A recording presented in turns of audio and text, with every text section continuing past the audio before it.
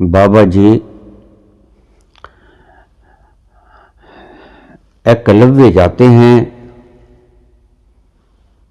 गुरु द्रोणाचार्य के पास अस्त्र शस्त्र विद्या का ज्ञान लेने के लिए। द्रोणाचार्य उससे जाति पूछते हैं। उनके जाति बताने के बाद द्रोणाचार्य एकलव्य को शिक्षा दीक्षा देने के लिए मना कर देते हैं और कहते हैं कि मैं सिर्फ राजवंश को ही दीक्षा दिया करता हूं, शिक्षा दिया करता हूं। एकलव्य चले जाते हैं, द्रोणाचार्य की मूर्ति रख के अभ्यास करते हैं और पारंगत हो जाते हैं। क्या ऐसा हो सकता है?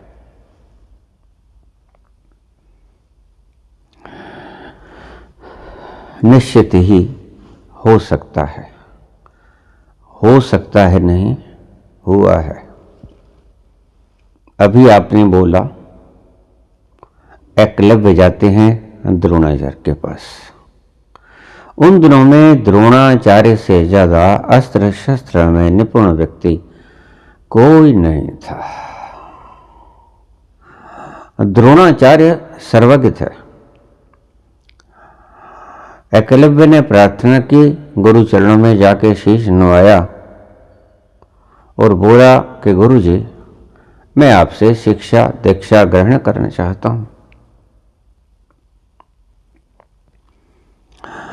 द्रोणाचार्य ने कुल पूछकर यह कहकर उसे मना कर दिया शिक्षा देने से, दीक्षा देने से, कि बच्चा, मैं सिर्फ राजकुल के बच्चों को ही शिक्षित दीक्षित करता हूं। अगर तुम कोई राजकुमार हो तो मैं तुम्हें दीक्षा दे सकता हूं। एकलव्य तो राजकुमार न थे। बहुत मेहनत करने के बाद भी द्रोणाचार्य का मन न बदला। एकलव्य वापस आ गए। एकलव्य ने गुरु द्रोण की मूर्ति रख के उनकी विधिवत पूजा की और उनको अपने मन में गुरु स्वीकार कर लिया। मन से जो व्यक्ति गुरु स्वीकार कर लेता है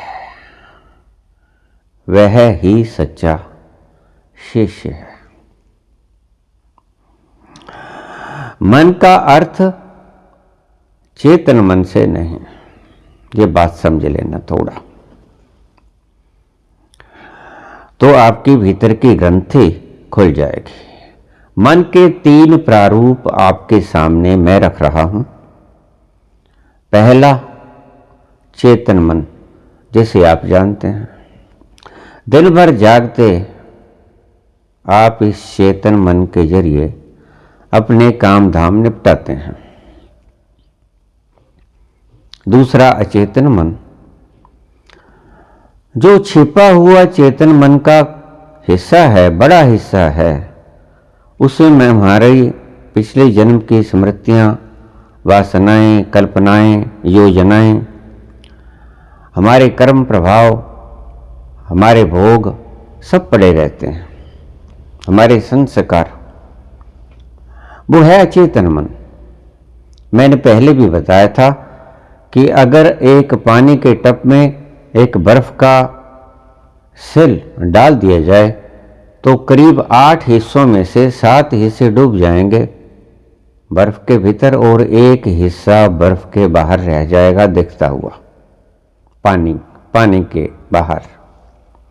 7 बर्फ के हिस्से डूब जाएंगे, एक बर्फ का हिस्सा दिखता रहेगा। वो दिखता हुआ बर्फ का हिस्सा तुम्हारा चेतन मन है और 7 हिस्से जो छिप गए हैं पानी के भीतर वो तुम्हारा अचेतन मन है। चेतन मन में जो चीजें पड़ी हैं वो सभी अंधेरी कोठड़ी में बंद है, तुम उन्हें देख नहीं पा रहे हो। वो तभी देख पाते हो जब वो तुम्हारे चेतन मन में आ जाती हैं।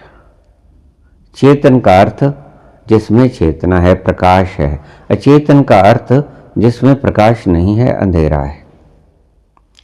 अंधेरे में पड़ी चीजें तुम्हें नजर नहीं आती, जब वो खिसक के चेतन में आ जाती हैं तो तुम्हें दिखाई पड़ती हैं। 7 हिस्से अंधेरे में है मन के, और 8वां हिस्सा प्रकाश में है जो दिखता है। अचेतन से चेतन में और चेतन से अचेतन में चीजें सरकती रहती हैं, वो चाहे स्मृतियां हों, चाहे वासनाएं हों, चाहे विचार हों। लेकिन तुम्हें पता तब चलता है जब तुम्हारे चेतन मन में कोई चीज आ जाती है। तो ये 2 मन हो गए, चेतन और अचेतन। और तीसरा मन होता है ब्रह्म चेतन, ब्रह्म अचेतन, कॉस्मिक अनकॉन्शियसनेस। सामूहिक सारे विश्व का, सारे ब्रह्मांड का एक अचेतन मन होता है। चेतन और अचेतन के बिल्कुल बैक में तीसरी, वो सामूहिक मन होता है, वो सबका साझा होता है। जैसे मैं आपको समझाने की चेष्टा करूंगा। समुद्र है, समुद्र के ऊपर लहरें हैं। तो समुद्र के ऊपर जो लहरें चल रही हैं, वो जो लहरों का रूप आपको दिख रहा है, वो रूप है चेतन। और वो लहरें जिस चीज से बनी हैं, पानी से बनी है लहरें। समुद्र के ऊपर से चलती हुई लहरों का जो दिखता हुआ प्रारूप है, वो है चेतन। और उन दिखते हुए प्रारूप की टेढ़ मेढ़ के भीतर जो द्रव्य है, वो है पानी। उसको अचेतन मन कहते हैं। लेकिन इस लहर के अगर भीतर उतरा जाए तो आता है समुद्र। तो समुद्र किसी एक लहर का नहीं होता, समुद्र सभी लहरों का साझा होता है। तो वो होता है समुद्र। समुद्र है, समुद्र के ऊपर लहर है। लहर का जो रूप है, कंस्ट्रक्शन जो दिखता है आपको, वो चेतन। लहर के भीतर जो चीज विद्यमान है, वो है पानी। पानी है अचेतन। और अचेतन से नीचे उतरेंगे हम, तो जिसमें वो लहर चल रही है, वो है समुद्र। तो समुद्र हो गया कॉस्मिक अचेतन, अनकॉन्शियस। कॉस्मिक अनकॉन्शियस वो सभी का साझा है, नीचे का समुद्र। उसमें कोई भेदभाव नहीं है। कोई लहर कहीं जा सकती है, कोई लहर कहीं आ सकती है, कोई रोका टोकी नहीं, बेरोक टोक आवाजाही। उस समुद्र को कहते हैं कॉस्मिक अनकॉन्शियस। तो मेरे ख्याल में मन के ये 3 प्रारूप आपको समझ आ गए होंगे, चेतन, अचेतन और सामूहिक अवचेतन। ब्रह्म अवचेतन भी कह सकते हैं आप।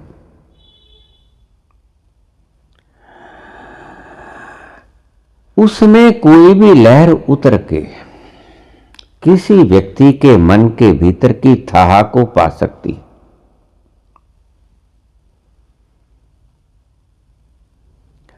चेतन, अचेतन और कॉस्मिक अनकॉन्शियस, ब्रह्म अचेतन। ब्रह्म अचेतन के भीतर जो लहर उतर जाएगी, वो किसी के मन की बात को पकड़ भी पाएगी और किसी के मन की बात को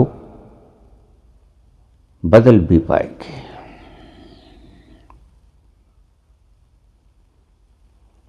बड़ा खतरनाक विषय है।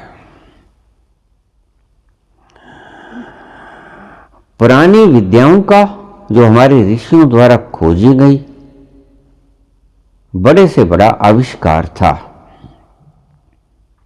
वो ऋषि जो मन की भीतरी तहों में उतर जाते हैं वो इसको अक्सर ही खोज लेते हैं।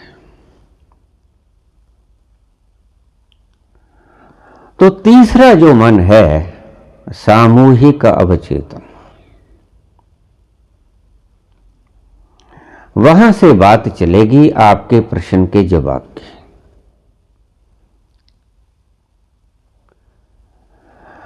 एकलव्य गए, द्रोणाचार्य ने मना कर दिया। एकलव्य घर आए, उन्होंने मूर्ति बनाई, द्रोणाचार्य की माटी की मूर्ति बनाई और मूर्ति बना के उनको गुरु मान लिया और उनसे गुरु मानकर उनसे आशीर्वाद लेके उन्होंने अपना अभ्यास शुरू कर दिया। वाण चलाने लगे, विद्याएं सीखने लगे। धीरे धीरे धीरे धीरे एकलव्य पारंगत हो गया।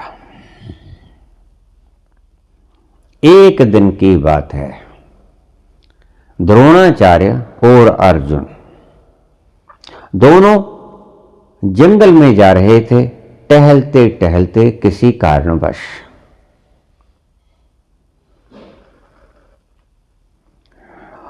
उनके साथ साथ एक कुत्ता जा रहा था। कुत्ता भौंकने लगा। एकलव्य के वाणों की शोर सुन के कुत्ते की सेंसेशन बहुत ज्यादा होती है। तो भगवान कृष्ण ने लिखा है गीता में, स्वान निद्रा, स्वान के समान निद्रा होनी चाहिए आपकी। सूंघने की शक्ति बहुत होती है कुत्ते के भीतर, सुनने की शक्ति बहुत होती है। बको ध्यानम काकचेष्टा बको ध्यानम स्वान निद्रा।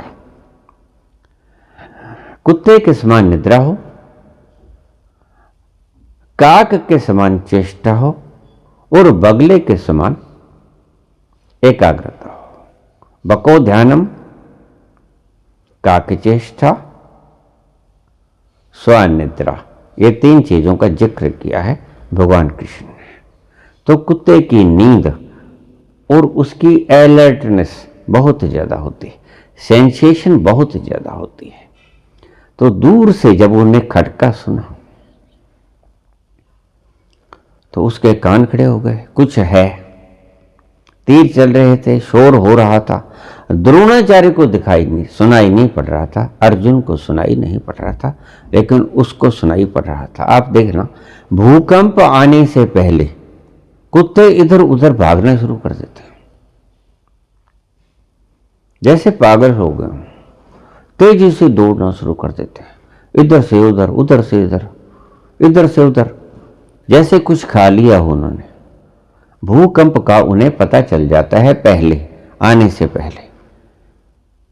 हमें बाद में पता चलता है। कुत्ते की सेंसेशन प्रणाली ज्यादा स्ट्रोंग होने के कारण उसे पहले पता चल जाता है। तो जब उसे तीरों की आहट सुनाई पड़ी, चलते हुए वाण सुनाई पड़े, तो वो भौंकने लग गया। भौंकने के कारण एकलव्य के ध्यान में, एकाग्रता में फर्क पड़ा। कुछ देर तो उन्हें बर्दाश्त किया, लेकिन जब बर्दाश्त से बाहर की शक्ति हो गई तो एकलव्य तो बहुत ही एकाग्रचित होके धनुर्विद्या सीखा करता था अपने गुरु से। वो गुरु जो माटी के थे और वो गुरु जो हृदय में धारण किए हुए थे। कॉस्मिक अनकॉन्शियस के भीतर जाकर ऐसे दीक्षा ली जा सकती है। ऐसे ही दीक्षा एकलव्य ने ले ली। भीतर चले गए। द्रोणाचार्य के मन के भीतर जाके प्रणाम किया, उन्हें अपनी शिष्य बनाने का आग्रह करके स्वीकारोक्ति लेके और शुरू हो गए धनुर्विद्या सीखना। आगे चले जा रहे हैं द्रोणाचार्य और अर्जुन, और कुत्ते का भौंकना बर्दाश्त नहीं कर पा रहे हैं एकलव्य। एकलव्य ने उस दिशा में बाण छोड़ने शुरू कर दिए, और बाण इस ढंग से उन्होंने छोड़े कि कुत्ते का मुंह बंद हो गया, भौंक ना पाया। जैसे किसी ने कोई चीज उसके मुंह के भीतर फंसा दी हो, इस ढंग से बाण चलाए। इस तरह से बाण चलते हुए देखकर और भौंकते हुए कुत्ते का मुंह बंद होते देखकर द्रोणाचार्य स्तंभित रह गए, स्तब्ध रह गए। अर्जुन भी, कौन है ऐसा जो दूर से बिना देखे सिर्फ शब्दों की ध्वनि सुन के, कुत्ते का भौंकना सुन के उसका मुख बंद कर रहा है, और बिल्कुल सटीक। शब्द बाण के बारे में तो आपने पहले भी सुना होगा। शब्द भेदी बाण जो दशरथ ने, जिसके द्वारा श्रवण का वध किया था। श्रवण पानी लेके जा रहे थे किसी सरोवर से, उसकी आहट सुनी, आखेट करने के लिए आए थे दशरथ। जब उन्होंने सुनी कि कोई पशु पानी पी रहा है, उसकी आवाज को सुनकर उन्होंने उस दिशा में बाण चला दिया, शब्द भेदी बाण। लेकिन वो पशु नहीं था, वो श्रवण कुमार थे। शब्द भेदी बाण चला देने के बाद वो बाण लगा श्रवण को, क्योंकि पानी भर रहा था, अपने माता पिता के लिए पानी लेने आया था, वो प्यासे थे। तो लगा श्रवण कुमार को, और वो वहीं पर उसकी मृत्यु हो गई। शब्द भेदी बाण चलाए एकलव्य ने, तो गुरु द्रोण भीतर से कंप गए। अर्जुन ने तो कपना ही था कि ये ऐसा कौन सा व्यक्ति है इस निर्जन वन में जो शब्द भेदी बाण का प्रयोग करके कुत्ते का मुंह उसी दिशा में चलाकर बंद कर सकता है। ये तो गजब की विद्या हो गई। कौन है? द्रोण, गुरु द्रोण के सिवा शब्द भेदी बाणों को चलाने की क्षमता और सिखाने की क्षमता कोई भी ना रखता था उन दिनों में। कोई भी गुरु, कोई भी शस्त्रज्ञ। ये कौन आ गया? आगे चले, एकलव्य मिलता है। एकलव्य ने गुरु द्रोण को देखकर सादर वंदन किया, प्रणाम किया, उनके चरणों में माथा निवाया, क्योंकि उनको गुरु थे। यद्यपि द्रोण ने दीक्षा न दी थी, लेकिन एकलव्य ने उस कॉस्मिक अनकॉन्शियस के भीतर जाकर दीक्षा ले ली थी। तो एक शब्द आता है, उसका अर्थ बाहर बाहर से लोगों ने बहुत किया, लेकिन भीतर का अर्थ तो शायद तुलसीदास भी ना जानते होंगे। तुलसीदास ने एक शब्द लिखा है, माता सीता और राम के प्रेम के प्रसंग में, जब वो स्वयंवर के लिए जा रहे हैं धनुष को तोड़ने के लिए। जा पर जाके सत्य स्नेहु, सो तहीं मिलहि ना कछु संदेहु। जाको जा पर सत्य स्नेहु, जिसका जिस पर सच्चा प्यार होता है, सो तहीं मिलहि ना कछु संदेहु, वो उसे प्राप्त हो जाता है। इसमें संदेह नहीं करना चाहिए, इसमें कोई संदेह नहीं है। जाको जा पर सत्य स्नेहु, सो तहि मिले ही ना कछु संदेहु। सत्य स्नेह रख के एकलव्य उसके कॉस्मिक अनकॉन्शियस के भीतर जाके उसे वंदन किया और आशीर्वाद ग्रहण करके उन्हें शिक्षा पूरी शुरू कर दी, शिक्षा का अभ्यास करना शुरू कर दिया और यहां तक एकलव्य पहुंच गया। करीब करीब आखिरी छोर पे एकलव्य आ गया था।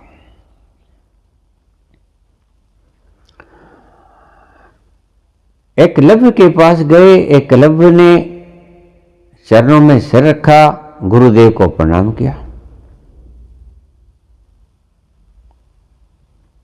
गुरु द्रोण तो स्तब्ध थे,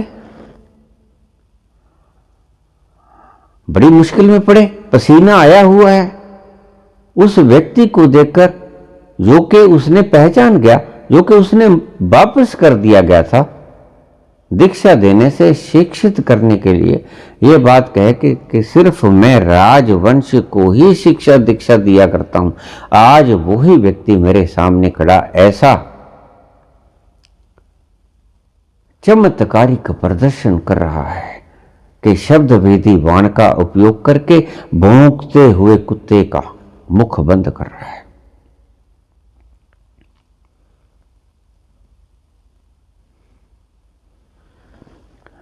गुरु द्रोण पूछते हैं शीश नवाते हुए एकलव्य से, पुत्र तुम्हारे गुरुदेव कौन है? एकलव्य तो बड़ा सत्य हृदय बालक था।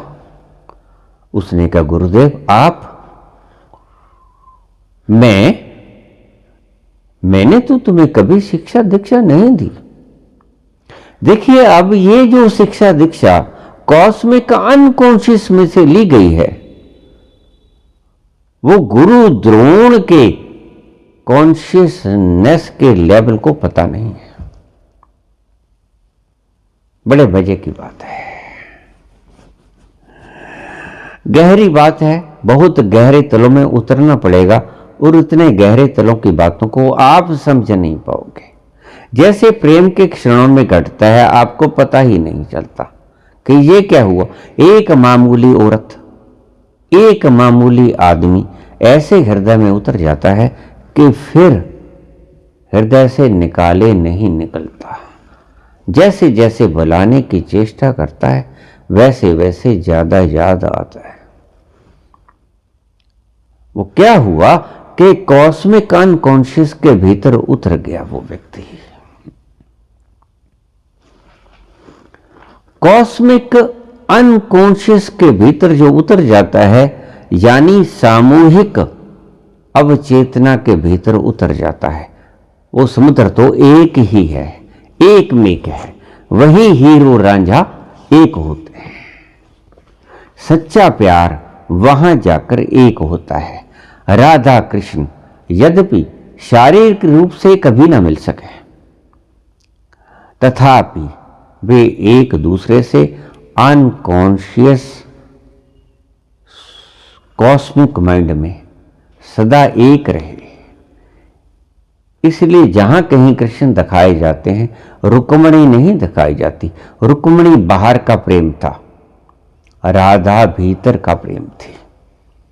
राधा कॉस्मिक अनकॉन्शियस से आई थी। राधा का प्रेम बहुत गहरा है। राधा का प्रेम उस एक समुद्र के तल से आता है जहां दोनों एक हैं, जहां सभी एक हैं, रांझा और हीर। शारीरिक मिलन हुआ ना हुआ हो, इससे कोई फर्क नहीं पड़ता। जैसे मीरा और कृष्ण तो समसामयिक भी ना थे, हजारों वर्षों का फर्क था, लेकिन प्रेम राधा जैसा। राधा और कृष्ण समसामयिक थे, लेकिन प्रेम उतना ही गहरा था जितना मीरा का। प्रेम उतना ही गहरा था जितना हीर और रांझे का। रांझा में विच मैं रांझे विच, गैर ख्याल ना कोई। भीतर एक ही होता है, दूसरे का ख्याल कहां होता है। समुद्र की लहरों के भीतर जो एक समुद्र छिपा है, वो दो थोड़े ही होते हैं, वो तो एक ही होता है। रांझा मैं विच मैं रांझे विच, हीर गैर ख्याल ना कोई। मैं नहीं ओ आप है, मैं नहीं ओ आप है, अपनी आप करे दिल जोई। रांझा रांझा कर दी हुण मैं आपे रांझा होई। सदो नी मैनू धी दो रांझा, हीर ना आखे कोई। रांझा रांझा कर दी हुण मैं आपे रांझा होई। सदो नी मैनू धी दो रांझा, हीर ना आखे कोई। रांझा मैं रांझे विच, गैर ख्याल ना कोई। मैं नहीं ओ आप है, अपनी आप करे दिल जोई। समुद्र एक आप ही है। ये अलग अलग होने की धारणाएं आपके चेतन मन ने बनाई हैं। राधा और कृष्ण इस तल पर एक होते हैं। जो प्रेम इस तल तक पहुंच गया वो कभी अलग न हो पाएगा। हीर रांझा का प्रेम इसी तल पे पहुंच गया था। इसीलिए हीर कहती है कि मुझे रांझा मत कहो। अपनी दिल जोई वो खुद ही कर रहा है, वो एक ही है बस, मेरा वजूद खत्म। जो कुछ साडे अंदर वसे, जात असाडी हुई। जो हमारे बीच में बसता है, देखिए कितने प्यारे शब्द वरते इसने। जो कुछ साडे अंदर वसे, साडे मेरे नहीं कहा उसने, मेरे कह देती तो दो आ जाते। उसने कहा जो कुछ साडे अंदर वसे, जात असाडी हुई। हमारी जाति वही है जो हमारे भीतर बसता है। कौन बसता है? दोनों लहरों के भीतर, चाहे रांझे की हो चाहे हीर की हो, भीतर तो पानी ही बसता है। जो कुछ साडे अंदर वसे, जात असाडी हुई। तो हमारी जाति क्या? समुद्र, पानी। जिस ते नाल मैंने लगाया, उयो जैसी हुई। जिसके साथ मैं प्यार किया, ने लगाया, जिसके साथ मैंने प्रेम किया, जिसके साथ मैंने आत्मा को बांध लिया, मैं उसके जैसी ही हो गई। जिसते नाल मैंने लगाया, उयो जैसी हुई। यहां से एकलव्य गुरु द्रोण से मिले और जैसे ही गुरु द्रोण के साथ वो एकाकार हो गए तो उसके भीतर की गुण उस लहर के भीतर भी आनी शुरू हो गए। ये होती है आंतरिक दीक्षा। यहां से अगर कोई गुरु आपको दीक्षा दे दे तो उसके सारे गुण आप में समाहित होने शुरू हो जाते हैं, क्योंकि वहां पर जाकर द्रोणाचार्य मिट जाते हैं, वहां पर जाकर एकलव्य भी मिट जाते हैं, वहां पर जाकर हीर भी मिटती है, वहां पर जाकर रांझा भी मिटता है, वहां पर जाकर राधा भी मिटती है, वहां पर जाकर कृष्ण भी मिटते हैं। दोनों मिट जाते हैं। मीरा भी मिटती है, कृष्ण भी मिटते हैं, मीरा भी वहां जाकर मिट जाती है। समसामयिक होना जरूरी नहीं होता, जरूरी होता है मिटना, उस तल को छू लेना। और जो भी उस तल को कभी भी छुएगा वो एकाकार हो जाएगा। चिट्टी चादर ला सुट कुड़िए, बुल्ले शाह कहते हैं कि इस सफेद चादर को उतार दे। ये तेरा अहंकार है कि मैं पवित्र हूं, मैं शांत हूं। इस चिट्टी चादर को उतार दे, चिट्टी चादर ला सुट कुड़िए पैन फकीरा लोई। अब तू फकीर हो गई, अब तू लोई को पहन ले। बड़े गहरे अर्थ होंगे, थोड़ा सा मन को एकाग्र करके सुनने की चेष्टा करेंगे तो समझ में आ जाएगा। बड़े गहन विषय पर आपने सवाल पूछा है और गहन विषय पर ही मैं बोल रहा हूं। चिट्टी चादर ला सुट कुड़िए पैन फकीरा लोई। फकीरों जैसी लोई पहन ले। कुड़िए चिट्टी चादर ला सुट कुड़िए, इस सफेद चादर को उतार दे। इसके ऊपर चीकड़ पड़ सकता है, ये गंदी दिख सकती है, लेकिन अगर तू लोई पहन लेगी तो उसका रंग ऐसा होगा कि अगर चीकड़ पड़ भी जाए तो वो दिखेगा नहीं, क्योंकि चीकड़ का रंग और लोई का रंग करीब करीब समान ही होता है। चिट्टी चादर ला सुट कुड़िए पैन फकीरा लोई। अब तो फकीर हो गई है। कुड़िए चिट्टी चादर को उतार दे, सफेद चादर को गिरा दे, पटक दे और लोई पहन ले फकीरों वाली। क्यों? लोग उछालेंगे, लोग चीकड़ उछालेंगे, लोग गंदगी फेंकेंगे, कचरा फेंकेंगे जो उनके दिमाग के भीतर है, और वो तुम्हारी चिट्टी चादर पर पड़ेगा तो बुरा लगेगा, दिखेगा। लेकिन अगर तूने फकीरों की लोई पहन ली तो उसके ऊपर अगर चीकड़ के दाग पड़ गए, जो लोगों के मन के भीतर सड़ी हुई भ्रांतियां, गली सड़ी हुई मान्यताएं चिपकी हुई हैं, वो तुम्हें लोगों से अलग चलती देखकर वो तुम्हारे पे फेंकेंगे।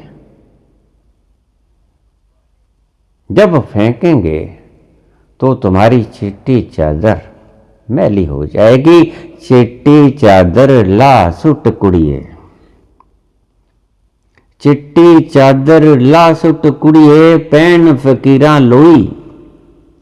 फकीरों वाली लोई पहन ले, फिर पता नहीं लगेगा चीकड़ का, कालिख का, ये तुम्हारी मान्यताओं का, मूढ़ताओं का, धारणाओं का ये तुमने थोप ली हैं। क्या कहेगा समाज, क्या कहेगा जमाना, लोग क्या कहेंगे? ये धारणाएं जब तुम्हारे ऊपर पड़ेंगी लोगों की, जब लोग कहेंगे, हम डर जाते हैं। हम डर जाते हैं इन्हीं बातों से। सब तो बड़ा रोग की कहेंगे लोग, सबसे बड़ा रोग है ये कि लोग क्या कहेंगे। लोग कुएं में पड़े, तुमने क्या लेना। लोग कुएं में पड़े, तुम अपनी शांति को भंग क्यों कर रहे हो? लोगों की मूढ़ताओं के कारण, लोगों की मूढ़ताओं के कारण अपनी शांति को, अपनी स्वतंत्रता को कभी भंग ना करना। अगर तुम्हारा मन उसे ठीक मानता है तो उस प्रेम में डूब जाना। उसी का नाम है ईश्वर। चिट्टी चादर ला सुट कुड़िए। अब वक्त आ गया है, देखो हीर को बोल रहे हैं बुल्ला कि इस सफेद चादर को उतार के फेंक दे भाई, अब नहीं बात बनेगी। अब तू ऐसी स्थान पे प्रवेश कर गई है जहां लोगों के चीकड़ से भरे हुए ताने तुम्हारे ऊपर पड़ेंगे, और जब वो तुम्हारे ऊपर पड़ेंगे तो अगर सफेद चादर होगी तो दिखेंगे,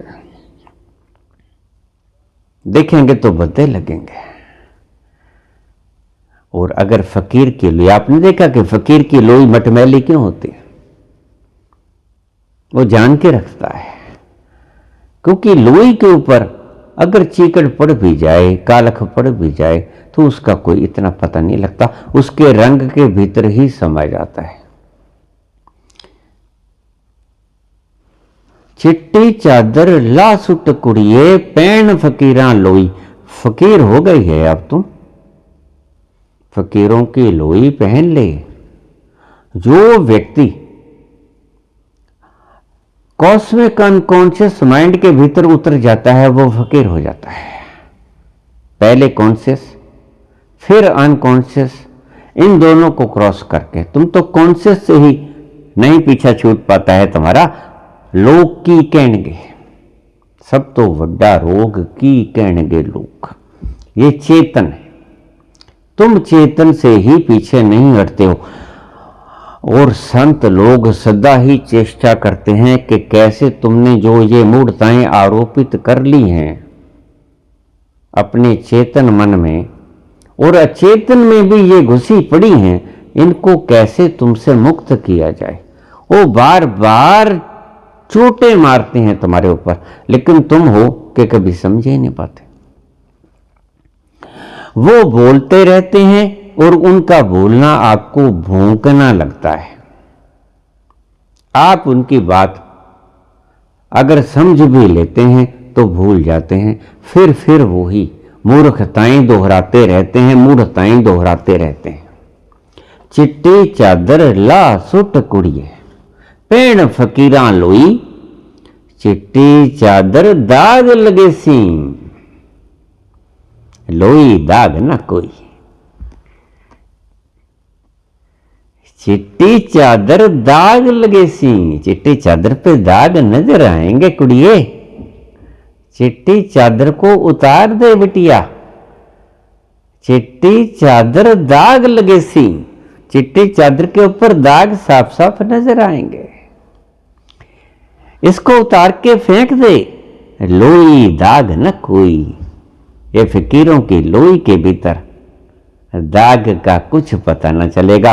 लोई के रंग जैसा ही फकीर की लोई का रंग होता है, जैसे फकीर के भीतर का मन होता है। तुम्हारा चीकड़ और फकीर की लोई करीब करीब यकसां ही होती है। चिट्टी चादर ला सुट कुड़िए पैन फकीरां लोई। चिट्टी चादर दाग लगे सी, इस पे दाग लग जाएगा। थोड़ा संभल के, ये रास्ते हैं प्यार के, चलना जरा संभल के, जरा संभल के चलना पड़ेगा। यहां से इसके ऊपर दाग लग जाएगा। सफेद चादर को उतार दे। तू जानबूझकर फकीरों की लोई डाल ले। क्यों?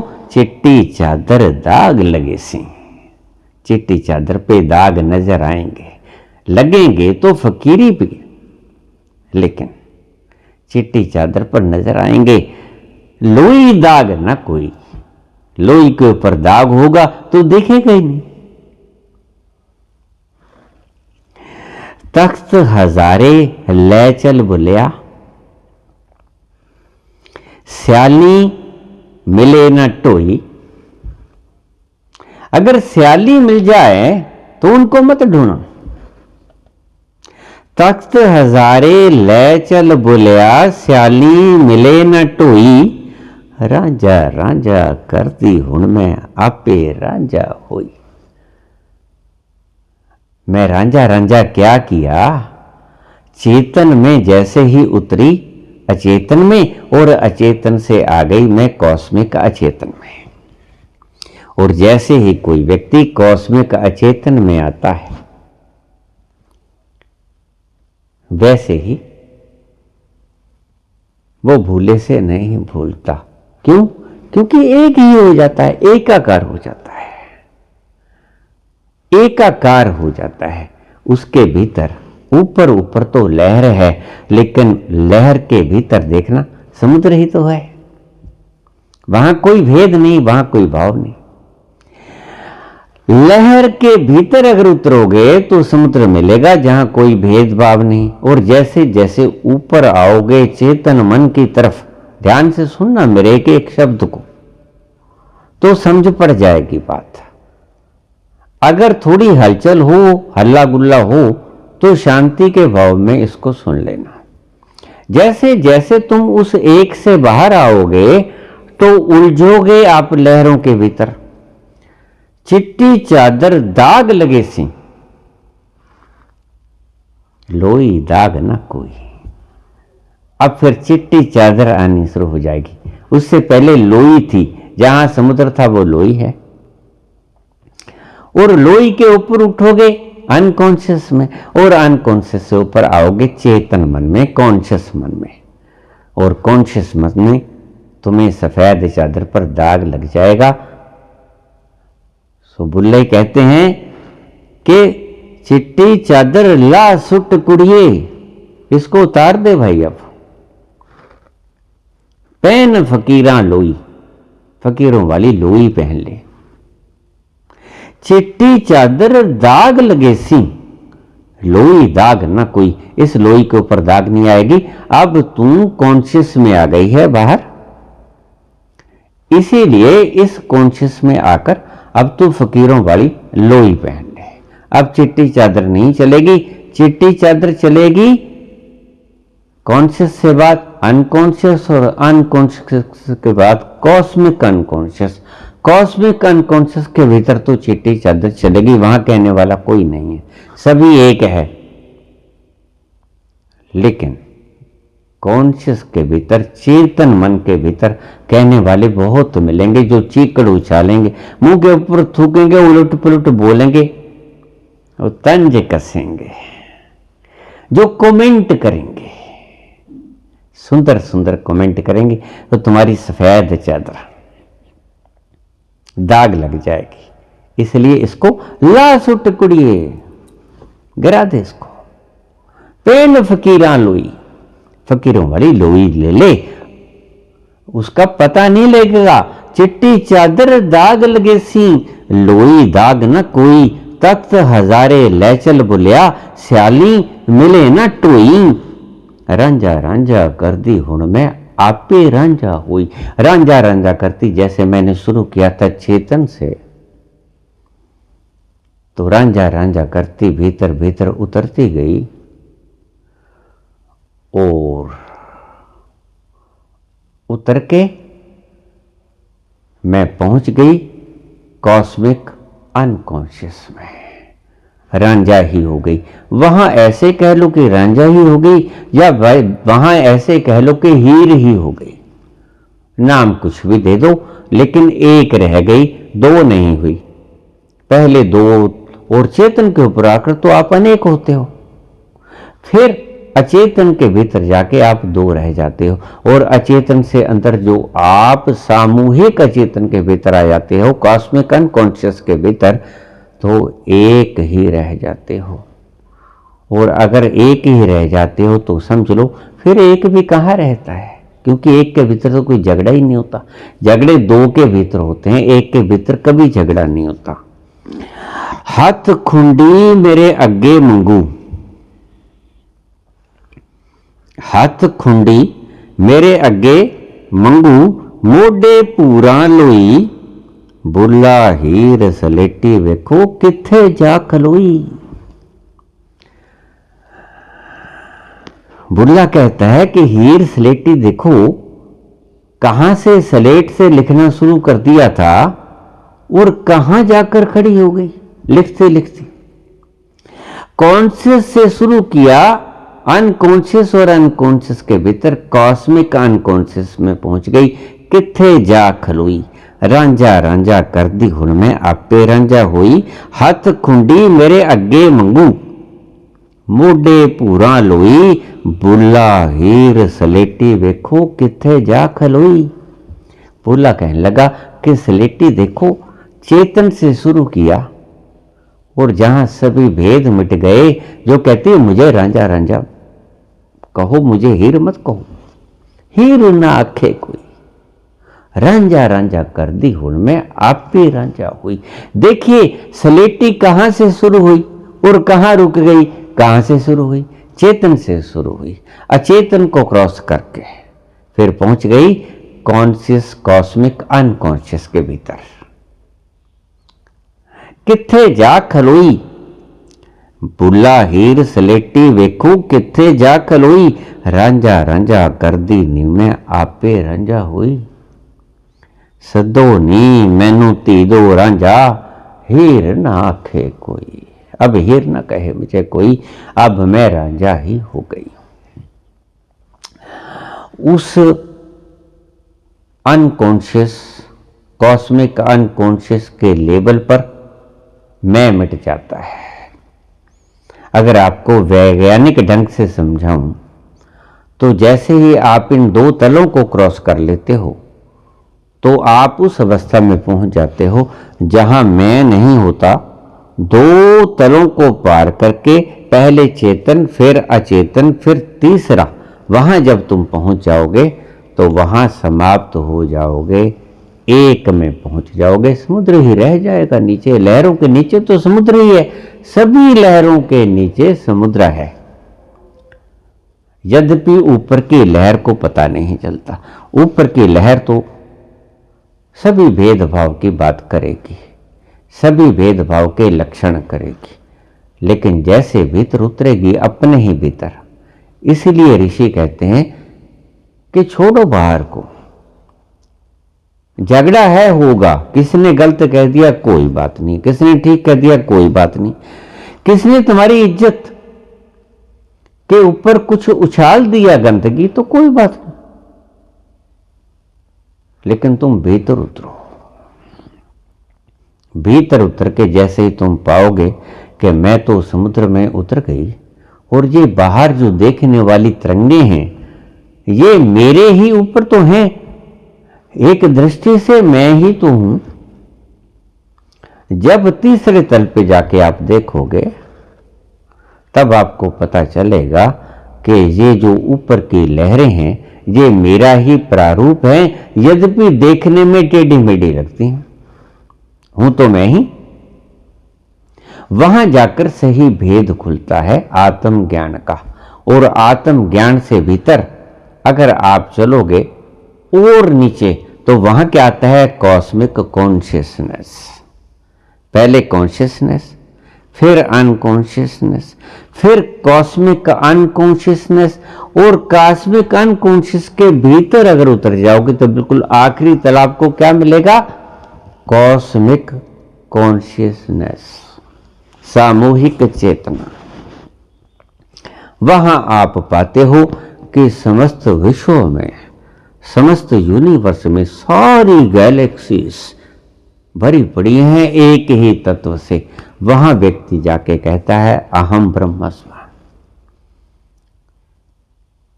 अहम ब्रह्मस्मि, तत्वमसि, एम आत्म ब्रह्म,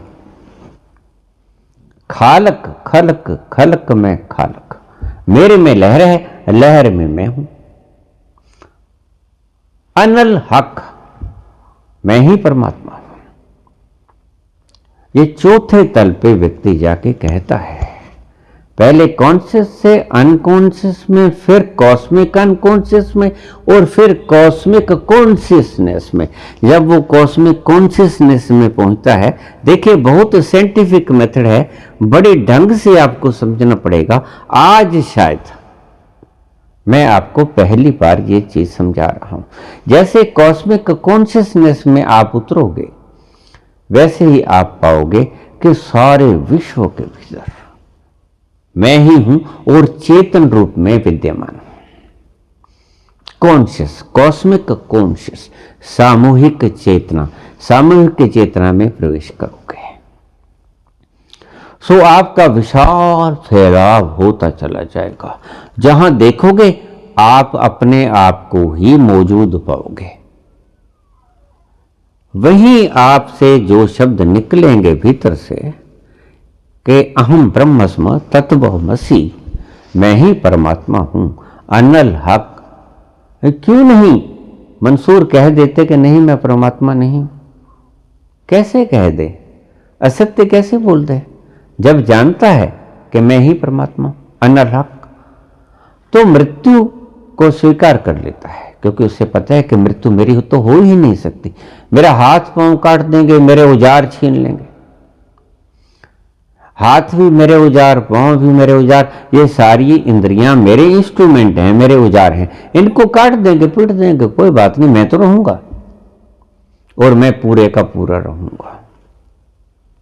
वहां जाकर व्यक्ति यूनिवर्स के साथ एकाकार हो जाता है। अगर आप सही देखो तो वहां जाकर सर्व प्रेम, सर्वधर्म प्रेम ये कह देते हैं, सर्वधर्म प्रेम समन्वय, सर्वधर्म समन्वय। तो आप कॉन्शियस से अपनी खोपड़ी से सर्वधर्म समन्वयवाद का नारा दे देते हो, सिर्फ नारा ही रह जाता है, क्योंकि भीतर तो बहुत कचरा भरा पड़ा है। आपको सर्वधर्म समन्वय के भीतर अगर उतरना है तो आपको चेतन से अचेतन और चेतन से सामूहिक अचेतन और सामूहिक अचेतन से सामूहिक चेतन के भीतर उतरना पड़ेगा, प्रज्ञा के भीतर। तो आपका सच्चा सर्वधर्म समन्वयवाद आपको मिल पाएगा, अन्यथा कोरी शब्दों की थोथी बकवास आपके पास रह जाएगी और कुछ नहीं रहेगा। ये है कुल उसका तथ्यात्मक परिचय जो मैंने आपको दिया। सो मैं आपसे यही कहता हूं कि आप इस तल पे पहुंच जाओ, चौथे तल पे, कॉस्मिक कॉन्शियसनेस में। तो फिर आप पाओगे कि सभी यूनिवर्स में मैं ही मैं फैला हुआ। उसे आप कुछ भी कह दो, मैं ही मैं कह दो, तू ही तू कह दो, कोई फर्क नहीं पड़ता। भाषा का फर्क है, मैं की जगह तू लगा दो, तू की जगह मैं लगा दो, कोई फर्क नहीं पड़ता, एक ही बचता है। उस एक को आप नाम कुछ भी दे दो। तो शब्द पूछा है मेरे से, प्रश्न पूछा है, ये पूछा है रमेश श्रीवास्तव ने, काठमांडू से, नेपाल से। क्या होता है, एकलव्य ने गुरु धारण किया, कैसे धारण हुआ मैंने आपको बताया। गुरु को धारण किया जा सकता है, कॉस्मिक अनकॉन्शियस में उतरकर गुरु से दीक्षा ली जा सकती है। वहां जाकर और भी बहुत कुछ हो सकता है, लेकिन मैं उसके दुष्परिणामों को देखते हुए आपको बता न सकूंगा, क्योंकि लोग अच्छाई की तरफ कम और बुराई की तरफ बहुत चलते हैं। इसलिए वहां क्या क्या हो सकता है इसके बारे में मैं आपको एक्सप्लेनेशन ना दे पाऊंगा, लेकिन इतना कह सकूंगा कि कॉस्मिक अनकॉन्शियस में जाके एकलव्य ने गुरु धारण किया, और जैसे ही द्रोण को गुरु धारण किया,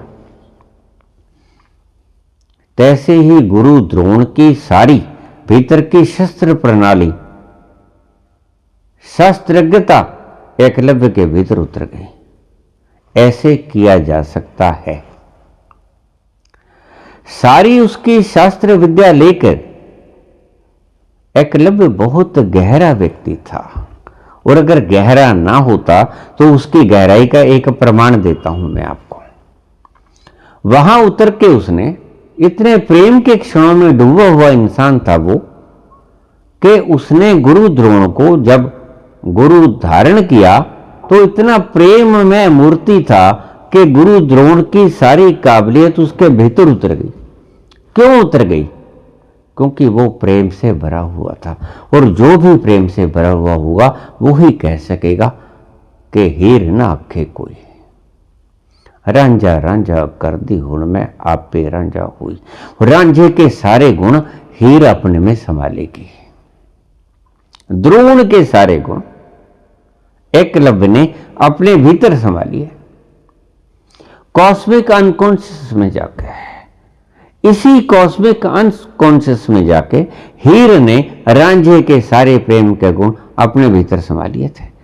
इसी कॉस्मिक अनकॉन्शियस के भीतर जाकर राधा ने सारे गुण कृष्ण के अपना लिए थे। इसी कॉस्मिक अनकॉन्शियस के भीतर जाके मीरा ने सारे गुण कृष्ण के अपना लिए थे। इसीलिए तो कह पाई कि मेरो तो गिरधर गोपाल, दूसरो न कोई, जाके सिर मोर मुकुट है, मेरो पति सोई। पति के होते हुए भी उसने उस तल पर जाकर बोला कि मेरा पति तो वही है जिसके सिर पर मोर मुकुट है। सो मीरा ने उस तल पे जाके कृष्णमयी हो गई, राधा उस तल पे जाके कृष्णमयी हो गई, हीर उस तल पर जाकर रांझामयी हो गई, एकलव्य उस तल पर जाकर द्रोणमयी हो गए। तो ऐसे उन्होंने उसके गुणों को खींच लिया और वो प्रेमी था। एक थोड़ी सी बाकी रह गई बात। तो फिर द्रोण जो है, उन्होंने देखा कि मैंने दीक्षा तो दी नहीं, लेकिन ये कह रहा है कि आप मेरे गुरु हैं, और ये इतना निष्णात हो गया है कि अर्जुन को शिकस्त बड़े आराम से दे सकता है, क्योंकि अर्जुन के पास मैं जानता हूं कि मैंने क्या सिखाया है, इससे बहुत कम मात्रा में अर्जुन के पास विद्यमान है। जब उसने देखा कि मेरा शिष्य जो मैंने दीक्षित किया अर्जुन, वो इससे हार जाएगा, तो उसको चिंता हुई। तो जब उसने चरणों में अपना सिर रखा और वो हाथ बांध के खड़ा हुआ कि आपकी कृपा से मुझे सारी शस्त्र विद्या आ गई, तो द्रोण ने अपनी चालाकी बरती, दुष्टता बरती। ऐसे गुरु होने नहीं चाहिए, लेकिन दुर्भाग्य है हमारा, ऐसे गुरु थे, ऐसे गुरु हैं जिन्होंने दिया कुछ नहीं होता, बस सिर्फ दर्शन दिए होते हैं, और शिष्य के ऊपर उसकी सारी सुख आनंद और समृद्धि का सारा श्रेय अपने ऊपर ले लेते हैं। और शिष्य भी गुरु को, ऐसे गुरुओं को सारा श्रेय उनके ऊपर दे देता है। उनको ऐसे गुरु हैं, आज मौजूद हैं। तो द्रोण के मन में दुष्टता आ गई। द्रोण ने कहा, एकलव्य तू मेरा शिष्य है? एकलव्य कहने लगा, हां गुरुदेव, मैं आपका शिष्य हूं, मैंने आपसे दीक्षा ली, मैं आपकी मूर्ति पूजा करता रहा, और आपकी मूर्ति से मुझे सारा कुछ मिल जाता था जो मुझे गाइडलाइन चाहिए थी। मुझे सारी निपुणता मिल गई, मुझे सारी दक्षता मिल गई, मुझे सारे ध्येय मिल गए, मुझे सारे तरीके मिल गए आपकी कृपा से। और द्रोण कहने लगे, इस दृष्टि से आप मेरे दीक्षित सदस्य ही, दीक्षित शिष्य ही हुए ना? एकलव्य बोले, बिल्कुल गुरुदेव, मैं कब अस्वीकार करता हूं। तो द्रोण बोले कि फिर गुरु दक्षिणा नहीं दोगे? एकलव्य तो बिल्कुल तैयार था, क्योंकि एकलव्य को पता था कि मैंने जो कुछ ग्रहण किया है गुरु द्रोण से ही ग्रहण किया है। यद्यपि अगर बाहर से जाके इसने ठुकरा दिया तो मैंने इसकी मूर्ति को गुरु धारण करके इसी से सीखा, और अगर गुरु दक्षिणा मांगता है तो बिल्कुल जो गुरु दक्षिणा वो मांगेगा, मेरा शीश भी हाजिर है। इसलिए गुरु, आज के गुरु, जब गुरु दीक्षा देता है तो उससे पहला वचन लेता है कि मैं जो कुछ कहूंगा तुम करोगे, तुम्हारा आज से तन मन धन मेरे अर्पण कर दो। और फिर तन मन धन जब अर्पण कर देता है शिष्य, तो आप देख ही रहे हो क्या हाल होता है, फिर वो जेलों में पड़े सड़ते हैं। आज के गुरुओं की बात कर रहा हूं। बेईमानी आ जाती है मन में, एक परम प्रेमी से चालाकी करते हैं और उसका दंड भुगतते हैं।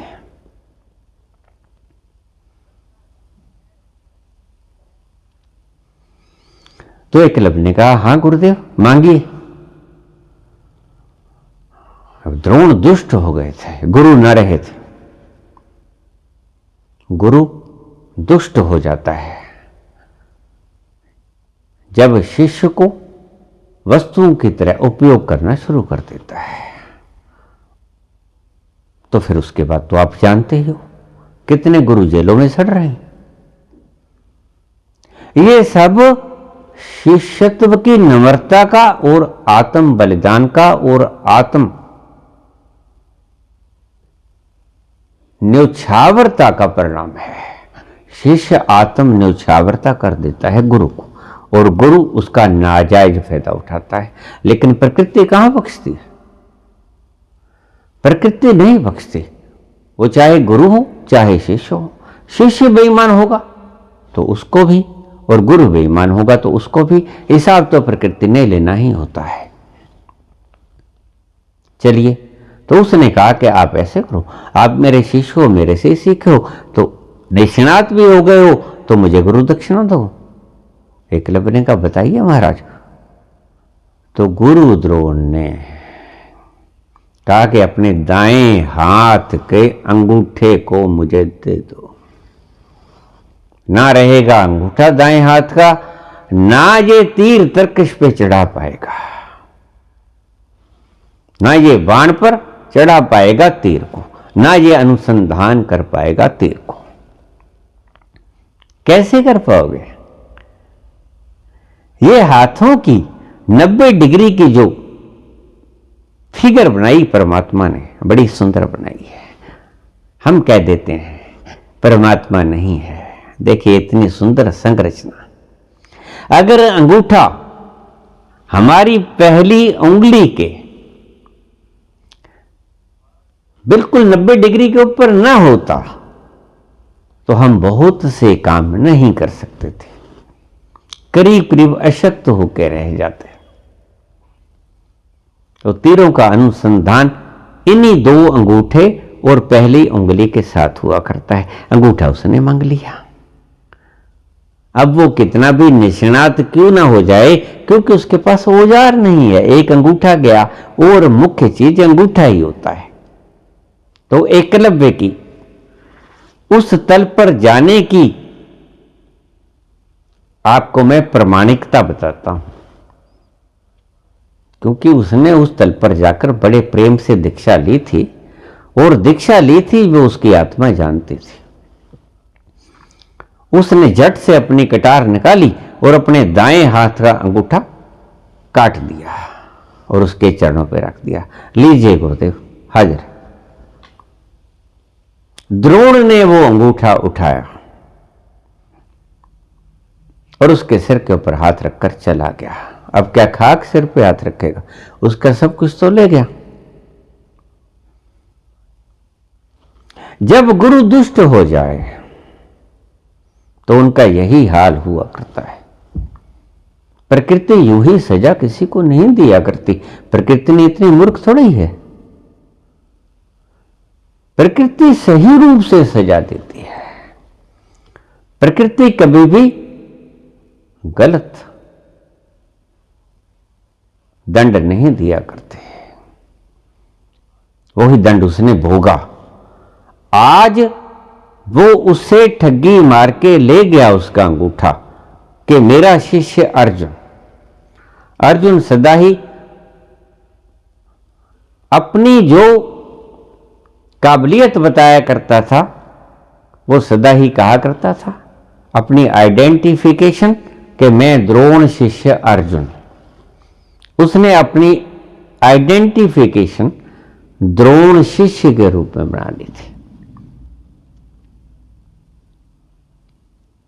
ना तो वो पुत्र था कुंती का, ना वो पांडु पुत्र था। ना पांडु पुत्र ना कुंती पुत्र। वो अपनी आइडेंटिफिकेशन दिया करते थे द्रोण शिष्य अर्जुन, और उस द्रोण शिष्य अर्जुन से प्रभावित होकर द्रोण ने एकलव्य का अंगूठा ले लिया और उसका अंगूठे का फल प्रकृति को देना पड़ा उसे। वक्त पे भूल गया जब उन्हें कहा युधिष्ठिर ने, हतो अश्वत्थामा गजो वानरो, तो उसने शस्त्र गिरा दिए, नीचे आके जमीन पे बैठ गया और द्रौपदी के भाई धृष्टद्युम्न ने लंबी तलवार से उसका गला काट दिया। एक अध्याय का अंत हुआ। ऐसे उसने उसका परिणाम भुगता। अंगूठा लेने का फल सिर देकर चुकाना पड़ा। प्रकृति कभी भी छोड़ती नहीं, अधूरा नहीं छोड़ती है, अछूता नहीं रहने देती है। इसीलिए मैं कहता हूं कि पाप करो या पुण्य करो, उससे ना छुपा पाओगे, सबसे छुपा लोगे, अपने भीतर के तल से ना छुपा पाओगे। अपने भीतर देखोगे तो आपको मानना ही पड़ेगा कि हां मैंने किया है।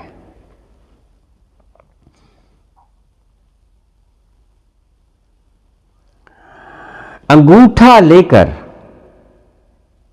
उसको अपना शीश देना पड़ा। आज प्रकृति ने अपना हिसाब बराबर कर लिया था। तो प्रश्न पूछा है, नेपाल से पूछा है ऐसे प्रश्न। सुंदर प्रश्न हमेशा ही मैं देखता हूं कि विदेशों से आया करते हैं। खैर, यहां से भी बहुत अच्छे अच्छे प्रश्न आते हैं, लेकिन बहुत बढ़िया प्रश्न आमतौर से मैं देखता हूं कि विदेशों से आते हैं। एकलव्य ने दीक्षा ली तो कैसे दीक्षा ली और कैसे उसने उसका इस्तेमाल किया, इस तरह से उसने दीक्षा ली और ऐसे उसने इस्तेमाल किया और ऐसे उसने गुरु का लाभ उठाया द्रोण ने, और प्रकृति ने कैसे इसका बदला लिया। ये सारी चीजें मैंने आपको समझा दी हैं। चेतन मन, अचेतन मन, कॉस्मिक सामूहिक अचेतन मन और सामूहिक चेतन मन, इन चार बातों को ध्यान में रख लेना तो आपको सारी सृष्टि की चीज थोरोटोकली समझा जाएगी, थ्योरी समझा जाएगी, प्रैक्टिकल तो आप करने से ही पाओगे। सो कैसे गुरु धारण किया एकलव्य ने और ये सारा माजरा कैसे था, मैंने आपको परिपूर्ण स्थिति में भीतरी तलों तक जाकर समझा दिया है। इसको हृदय में उतारने की चेष्टा करना और हृदय में उतर कर ही शांत क्षणों में इस वीडियो को सुनने की चेष्टा करना, ताकि ये सारी चीज आपके भीतर उतर जाए। धन्यवाद।